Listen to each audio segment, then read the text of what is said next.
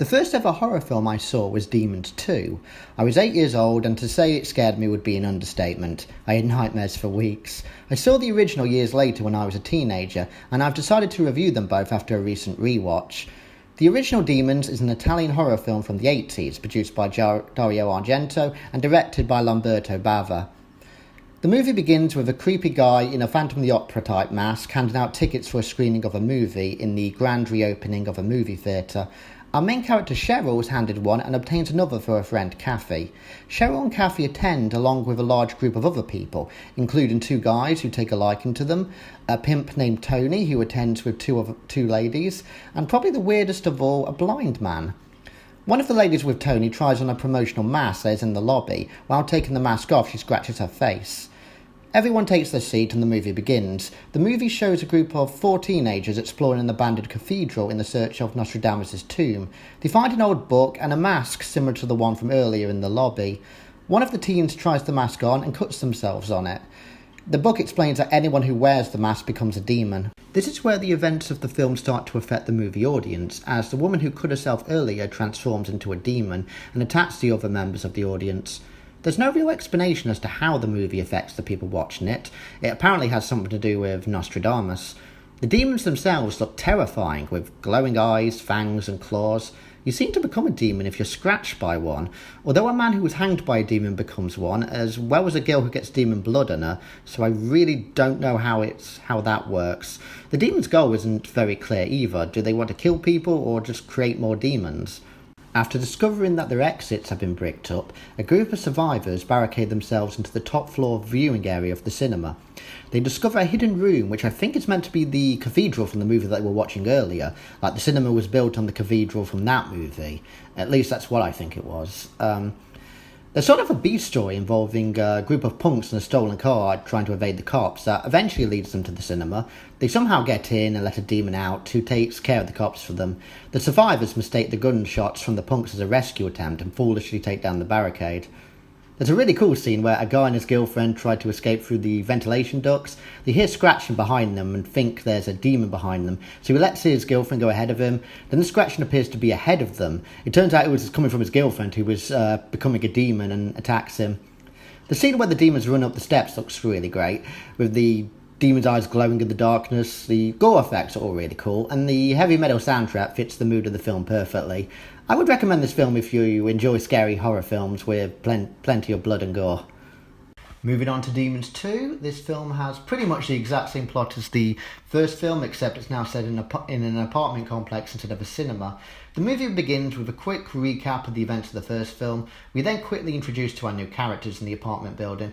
There's Sally, who's having a birthday party with her friends, Hank, the gym instructor, who's played by the actor who played Tony in the first film, the rest of the bodybuilders, a female escort named Mary, a lady and her dog, a family with a young daughter played by Asia Argento, a young boy named Tommy who's been left home alone by his parents, and our main character George and his pregnant wife Hannah. The majority of the characters are watching a film or documentary on the TV, which seems to be a sequel to the events of the first film. The events of the first film were talked about, and we learn that a wall has been constructed around the city where the demon outbreak at the cinema took place. This makes me wonder, is the first film just a movie in the second movie's universe? Or is this meant to be like a live feed of the teens exploring the Forbidden Zone? I don't know, I never really understood this part. The 4 teens climb the wall to explore the Forbidden Zone and collect a trophy in the form of a demon claw, which they remark is priceless. We learn here that the demons spread the infection through their claws. One of the teens cuts themselves on broken glass, and the blood revives a dormant demon in a scene that looks really cool and was apparently filmed by melting a wax model of a demon and then showing it in reverse.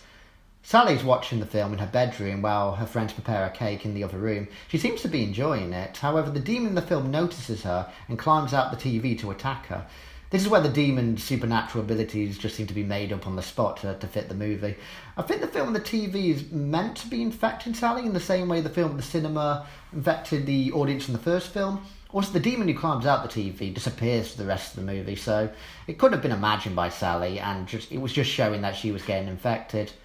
Sally turns into a demon and attacks her friends at her party, turning them into demons. The demon blood is like acid, which I don't remember at all from the first film, and burns its way through the apartment, infecting anyone it touches and knocking the power off, trapping all the tenants in the apartment.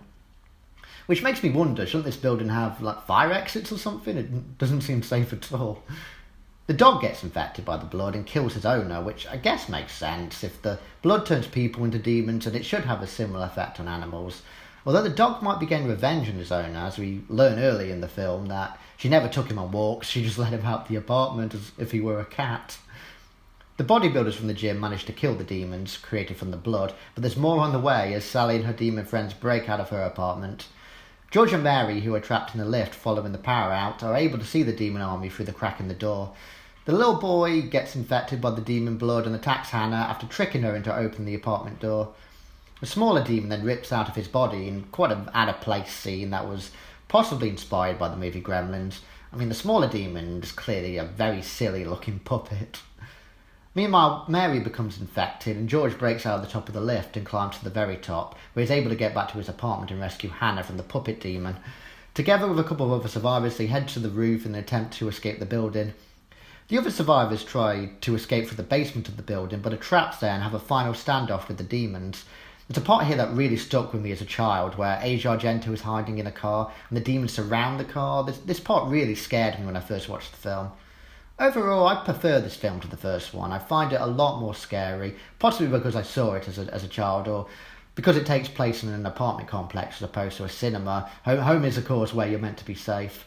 Also, the filmmakers clearly had more money this time around, as the demon makeup is clearly better, which they tried to show off with plenty of close-ups, although you can spot a few demons in the background who just have green face paint on. Like the first one, I'm still not sure if the demons want to kill people or just create more demons. It seems to be a bit of both. There's also a bit of a B-story involving Sally's ex and some others speeding on the way to the party, but doesn't really go anywhere, and he just crashes his car outside the apartment complex. Then an ambulance that looks like a milk cart suddenly shows up. This whole B-story seems to just be included just to remind us of the punk B-story from the first film.